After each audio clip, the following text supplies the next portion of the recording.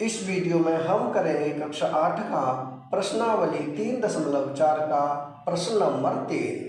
प्रश्न है, बताइए कैसे एक वर्ग, यानी कि हमें बताना है वर्ग कैसे एक चतुर्भुज, यानी कि वर्ग एक चतुर्भुज कैसे हो सकता है। एक समांतर चतुर्भुज यानी कि वर्ग एक समांतर चतुर्भुज कैसे होता है। आगे है एक समचतुर्भुज यानी कि वर्ग एक समचतुर्भुज कैसे होता है। और आगे है एक आयत यानी कि वर्ग है वो एक आयत कैसे होता है। तो इस प्रश्न में हमें कुछ हल नहीं करना है, केवल लिखना है। तो पहले का आंसर होगा एक वर्ग की 4 भुजाएं होती है, इसलिए यह एक चतुर्भुज है। यानी हमें क्या बताना है कि वर्ग चतुर्भुज कैसे होता है। कैसे होता है, एक वर्ग की 4 भुजाएं होती हैं, इसलिए यह एक चतुर्भुज होता है।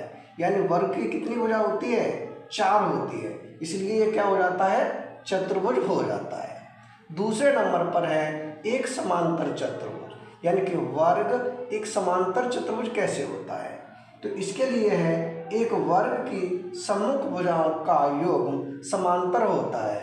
यानी एक वर्ग होता है, उसकी सम्मुख जो भुजा होती हैं उनका युग्म समांतर होता है, इसलिए यह एक समांतर चतुर्भुज होता है। यह हो जाएगा दूसरे भाग का आंसर। तीसरे भाग में है एक समचतुर्भुज, यानी कि वर्ग एक समचतुर्भुज कैसे होता है। तो इसके लिए है एक वर्ग एक समांतर चतुर्भुज है। वर्ग कैसा है, एक समांतर चतुर्भुज है जिसकी चारों भुजाएं बराबर लंबाई की होती है, इसलिए यह एक समचतुर्भुज है।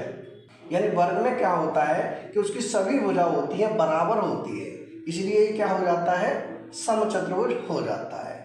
आगे है एक आयत, यानी कि वर्ग एक आयत कैसे होता है। तो इसके लिए है एक वर्ग एक समांतर चतुर्भुज है। वर्ग कैसा है, समांतर चतुर्भुज है जिसका प्रत्येक कोण समकोण है, इसलिए यह एक आयत है। यानी इसका प्रत्येक कोण होता है वो होता है समकोण, इसलिए क्या हो जाता है, आयत हो जाता है। तो इस प्रश्न में हमें केवल यही लिखना था।